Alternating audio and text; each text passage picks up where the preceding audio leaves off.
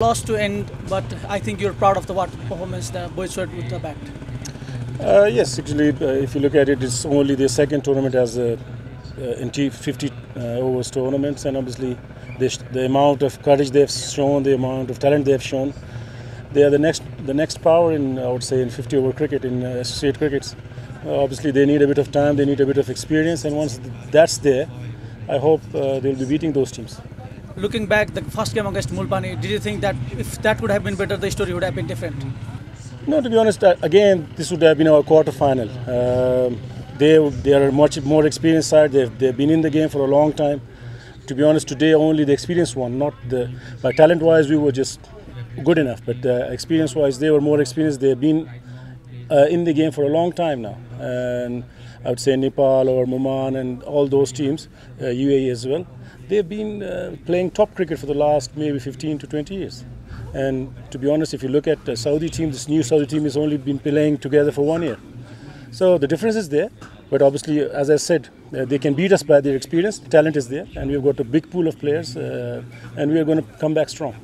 Back home, we hear that big things are happening in Saudi cricket, and you've been up close with the team. Can you walk us through what is the procedure in development phase, especially that you're going through? But to be honest, it's the cricket is at a scratch there. There's no turf ground, and obviously we are planning to have turf grounds, and the infrastructure needs to be made, academies need to be made, and obviously Saudi Arabia is a huge country, so obviously we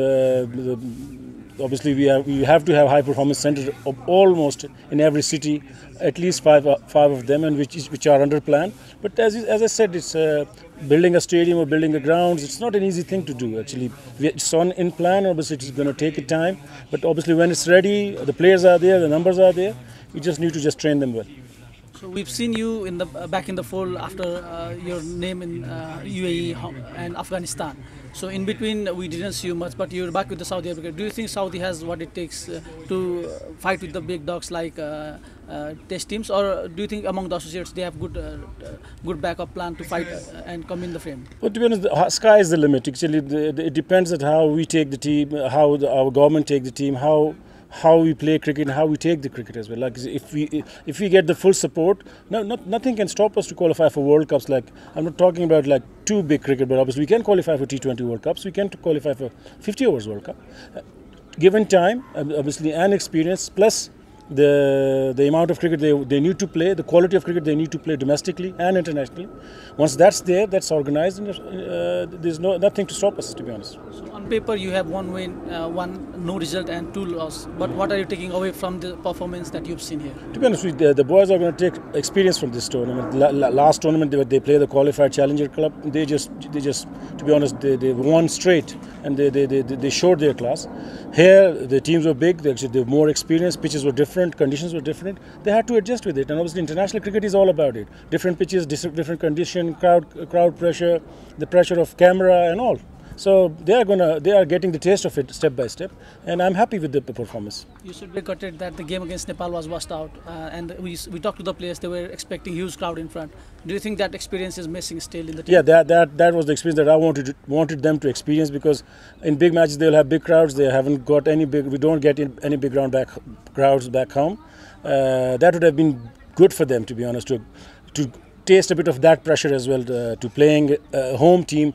All crowd backing them up, and obviously performing against them.